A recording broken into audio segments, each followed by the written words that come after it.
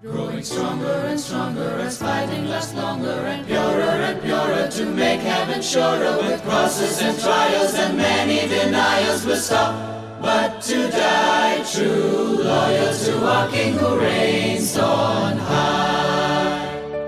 Ignatius, lead us on till we die.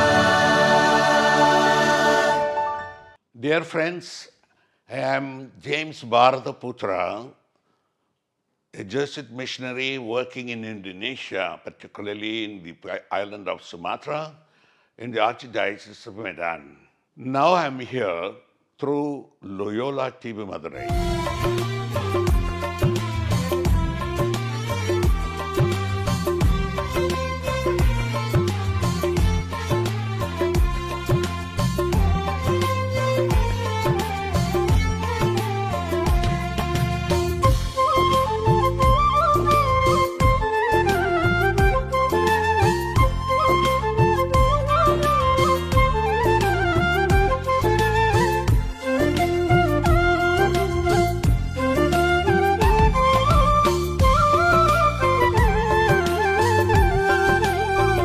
What does Ignatian leadership mean to me?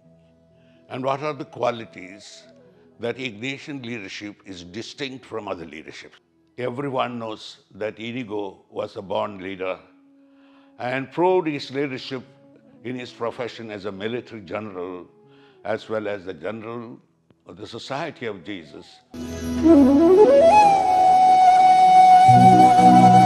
I recall my maiden letter of 1960 as a junior at Berkman Saul at Loyola College, Madras, to Father Lawrence Fernandez, the then provincial, expressing my long-time desire of going on a foreign mission, and his reply in which he said, "Dear brother, your desire is praiseworthy, but nothing could be done immediately. Keep the desire burning, and when the time comes, the good Lord will send you on your foreign mission. In the meanwhile, you have to learn and develop the virtue of humility. Pray continuously and practice abnegation and obedience, for these are the qualities required in missionaries. And only at that end of the training, any decision could be made." These words were ringing in my ears all the time till 1963. It was during my philosophy years in Sacred College, Chambaganur, that the providence of God put me in contact with Jeffrey Colin, a Singaporean scholastic from Hong Kong mission. He came to do philosophy with us.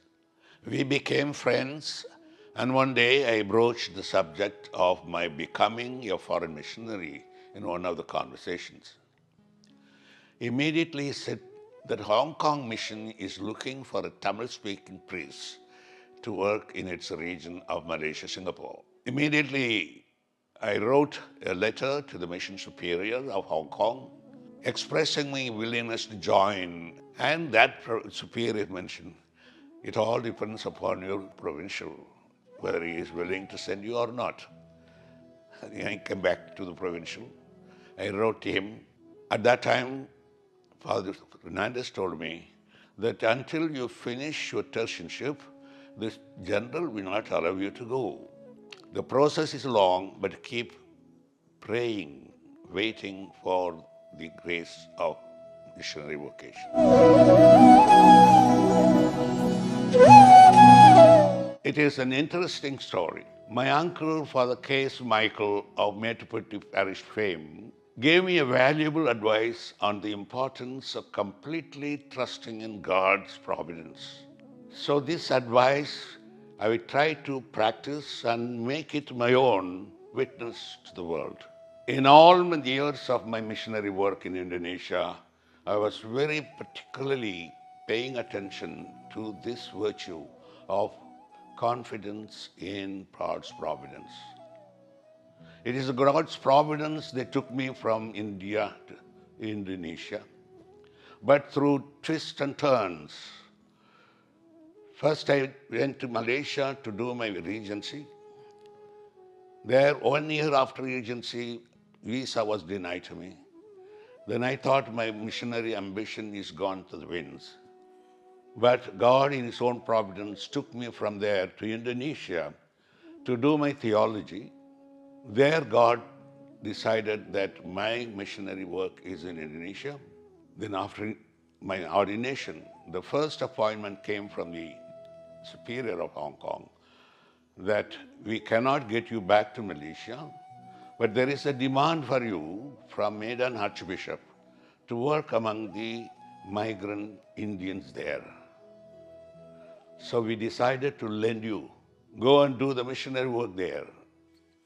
Then I trusted in the providence and I thought it was God's own taking me from Malaysia to Indonesia. He planted me there to grow and bear fruits there, that I can say in confidence that I have witnessed through my life how the providence can achieve.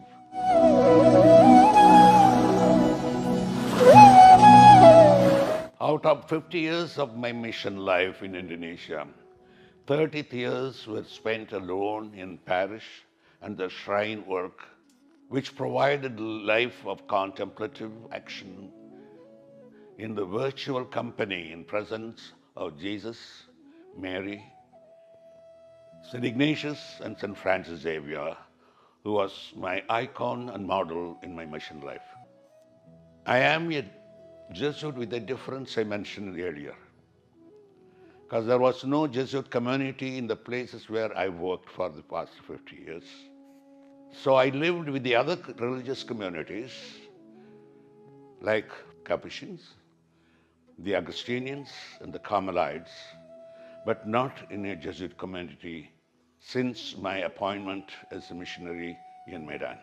Though there was no Jesuit community around, I have to go to meet a community 2,500 kilometers away in Java. However, I was like a diocesan priest working for the diocese in a Jesuit garb, or the other way about, I am a Jesuit in the diocesan garb. This time gave me plenty of time to converse with God and to know Him. By nature, I am a dreamer, so I dream dreams. It is the fruit of my contemplative life all these years. I dreamed the dream God wanted. As you know, that dream of God I dreamed came true in the form of the establishment of the shrine of Annai Velangkanni in Medan as the Archdiocesan Pilgrimage Center.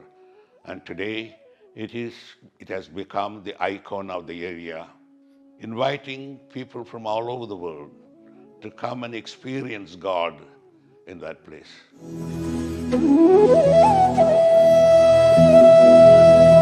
In the beginning of my missionary life, I dreamed of my own dreams and what I can do for God. So I jealously engaged in pastoral work with my own plans and my own dreams. Then I came to a point, failures, disappointments, and frustration in the apostolate made me to see things differently. Then I remembered the advice of my uncle about the providence. My dear, if you are going on a mission, if you are going to do your own work, don't expect anything from God.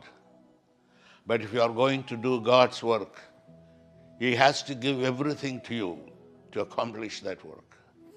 Then during these failures and so on, I came to a point to leave everything, my vocation, my faith, and go back to India. And even I wrote a letter to Father General, that is to ask him to release me.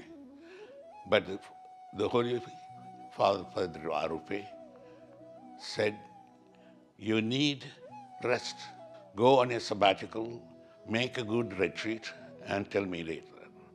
So I came to India and looking for a retreat and found Father Tony de Mello's retreat was available in Kerala.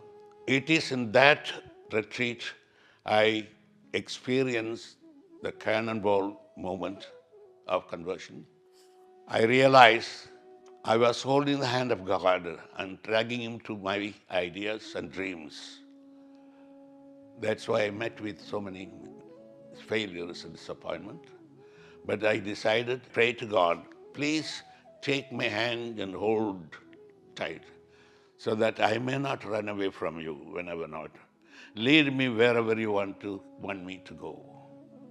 That way, my life was completely changed.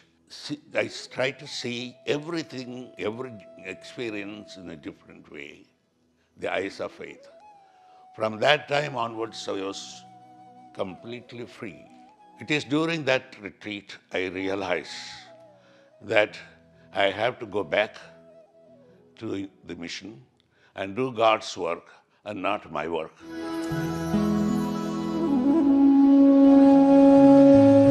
We all know the spirit of Ignatian's daring audacity from the very birth of the society to pioneer into faraway missions in the service of the church. With a limited number of Jesuits, he sent St. Francis Xavier to India. That spirit I wanted to practice. I dared to take up any appointment, any job given by the church. So I spent 12 years in a parish in Medan city. Another 8 years I was sent to a difficult place among the Muslims, where missionary work is not allowed. The only thing they allow is only education. So I dared to establish in several places schools. Then I was sent to be a rector in a seminary. I was not prepared for the formation work, but still I dared to take up this, trusting in the providence. Finally, in 2000, when I came back after going to various places, the Archbishop asked me to establish a shrine to spread the devotion to Our Lady. He said, I have no money, you have to plan it, you have to look for money, and you have to establish. I dared to plunge into that mission as a final mission. Trusting fully in God's providence, I started, and in 4 years, the church was finished. It has become the pilgrimage center of the Archdiocese, and people are coming from all over.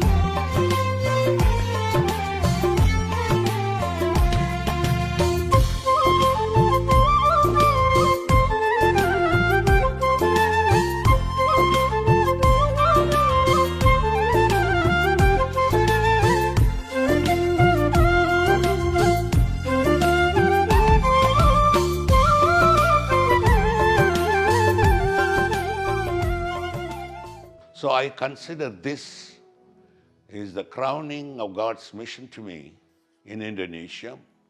I have spent the whole of my mission for more than 4 decades witnessing to Ad Maiorem Dei Gloriam. This is how I practice the leadership of Ignatius, daringly pioneering and pioneering with daring. Thank you very much.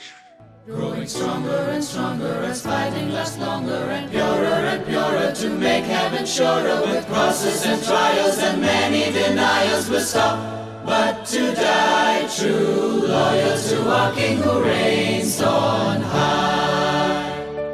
Ignatius, lead us all.